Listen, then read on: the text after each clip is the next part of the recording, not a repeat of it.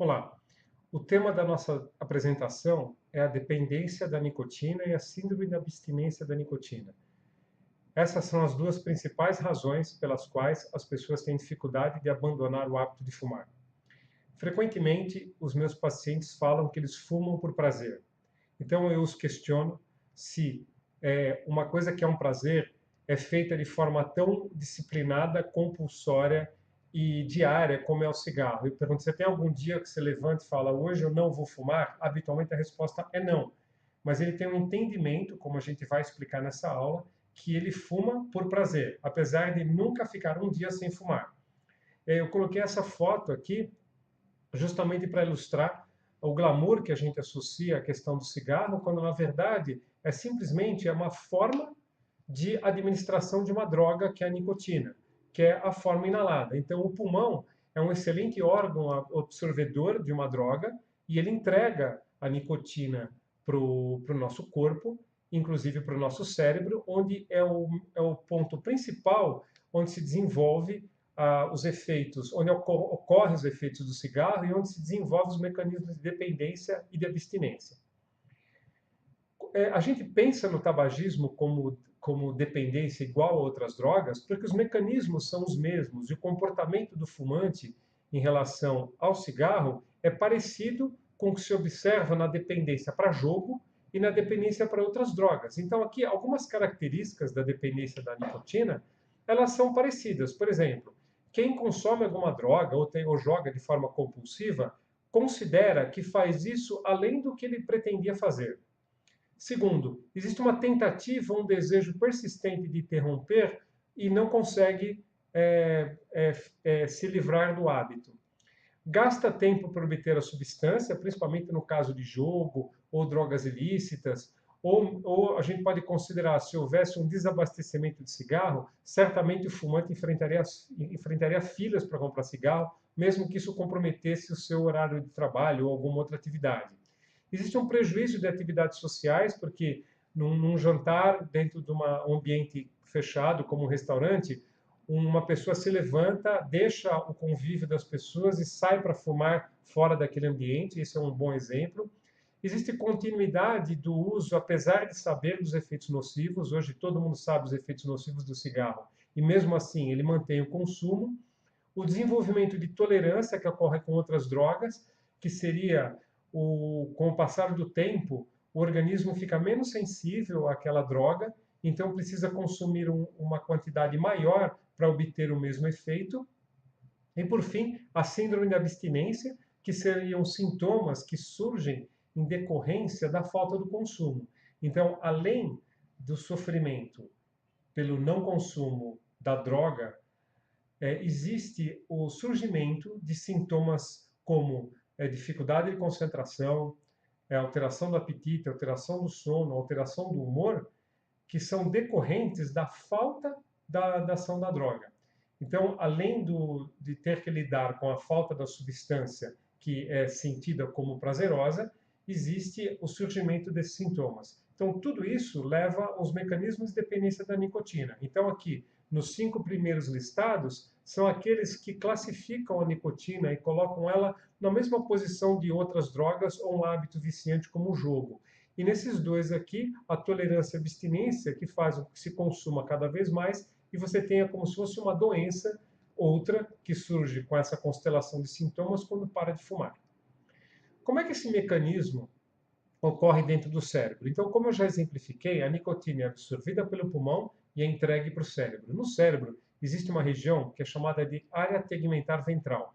É uma área pequena que existem receptores que são chamados receptores alfa-4 beta-2, são receptores dito colinérgicos, que a nicotina se encaixa nesse receptor e ao encaixar nesse receptor, ela deflagra uma ação através de estímulos elétricos para uma área do cérebro que é chamada área de recompensa, núcleo accumbens, que tem alta concentração de um neurotransmissor que se chama dopamina. Então, quando a gente fala em nicotina, a ação final é aumentar por um breve período a liberação da dopamina, ou seja, depletar o receptor e fazer com que a ação desse neurotransmissor que dá a sensação de prazer e recompensa ocorra por um curto período de uma forma mais intensa e depois, obviamente, que vai ter um descenso com a necessidade de fumar novamente. Eu vou passar um vídeo para vocês, que é uma ilustração que mostra como essa sequência toda ocorre e como é que esse receptor está envolvido na ação da nicotina e o que acontece no final com a liberação da dopamina. Então aqui a gente vai analisar todo o trajeto da nicotina. Então, essa ilustração vai começar pela fumaça caminhando pelo pulmão, sendo absorvida e atravessando os alvéolos pulmonares, aqui caindo na circulação sanguínea, junto com as hemácias e andando no plasma, passando pelo coração, sendo entregue para todos os órgãos e tecidos e, finalmente, cruzando a barreira licórica e chegando dentro do sistema nervoso. Aqui, dentro do sistema nervoso, aqui em amarelo as moléculas de nicotina, aqui a ilustração da fenda sináptica na região tegmentar ventral, rica nos receptores alfa-4 beta-2. Esses receptores, eles também já estão relacionados à atenção e a uma sensação de estado mais disposto, quando eles são estimulados por moléculas tanto do cérebro como pela nicotina, que aqui a gente vê se encaixando no receptor. Quando a nicotina se encaixa nesse receptor, que é o alfa-4 beta-2, ele abre esse receptor e esse receptor fica permeável a 3 íons: cálcio, sódio e potássio.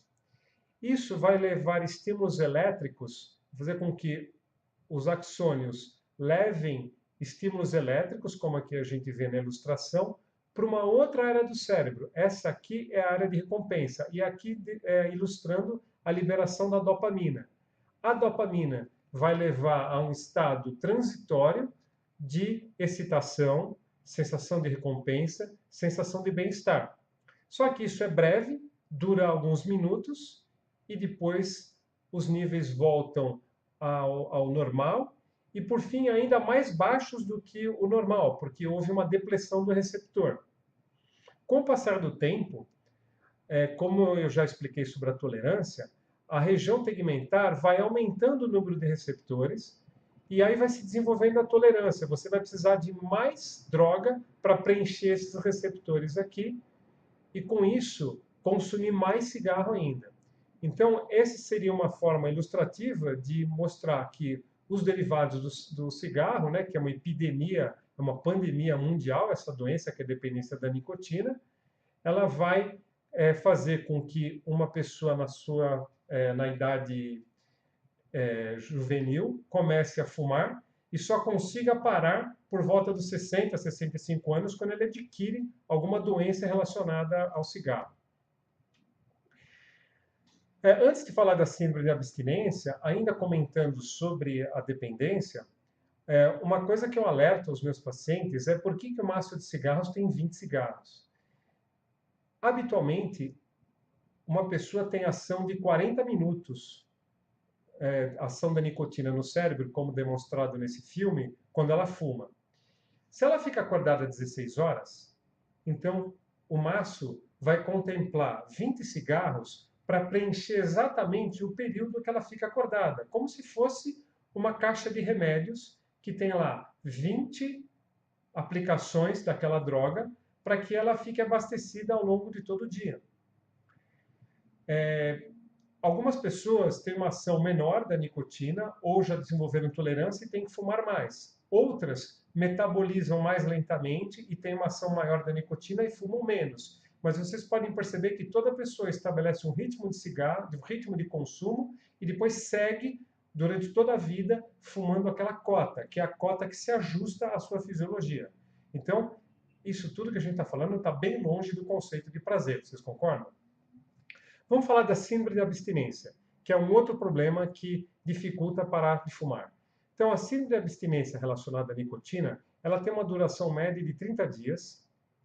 Ela é caracterizada por irritabilidade, ansiedade, depressão, diminuição da concentração, insônia ou hipersonia, aumento do apetite, alterações cardiovasculares, como diminuição da frequência cardíaca e diminuição da pressão arterial. Por quê?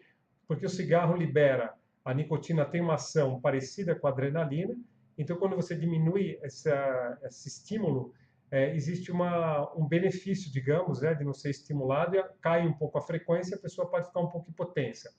Isso dura em média 30 dias, com pico no 14º dia. Então, depois de 30 dias, essa síndrome desaparece. E, geralmente, o tratamento, como nós veremos em uma outra apresentação, ele visa combater a síndrome de abstinência nesse período crítico que vemos aqui. Um pesquisador de dependência de nicotina e tabagismo, que é o Fagerstrom, desenvolveu um teste para o fumante fazer para ver o seu grau de dependência. Então, a primeira coisa que esse pesquisador viu é que quanto mais rápido a pessoa acende o cigarro de manhã, mais ela é dependente química de nicotina. Então, se a pessoa acende o primeiro cigarro por volta de 5 minutos, ele nota 3. 60, 6 a meia hora, 2. Meia hora, 1 hora, 1. E depois de 2 horas, aliás, depois de 1 hora, 0. Então, aquele que acorda e leva 1 hora para acender um cigarro, ele teria uma dependência menor. E no outro oposto estaria aquele que, assim que acorda, a primeira coisa é acender um cigarro, nota 3. Depois, sente dificuldade em fumar em local proibido? Se sim, nota 1. Se não sente, nota 0.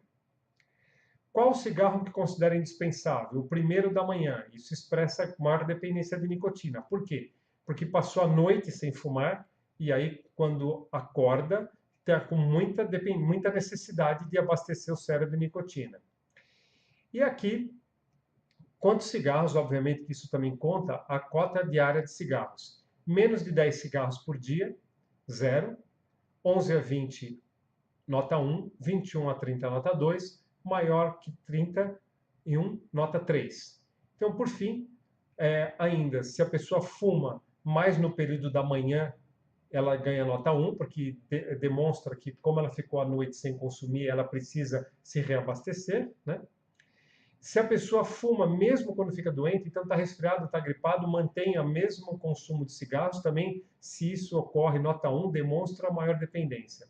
E, por fim, somando toda essa pontuação, de 0 a 2, muito baixo, 3 a 4, baixo, 5 pontos, médio, 6 a 7, elevado, e 8 a 10 pontos, muito elevado.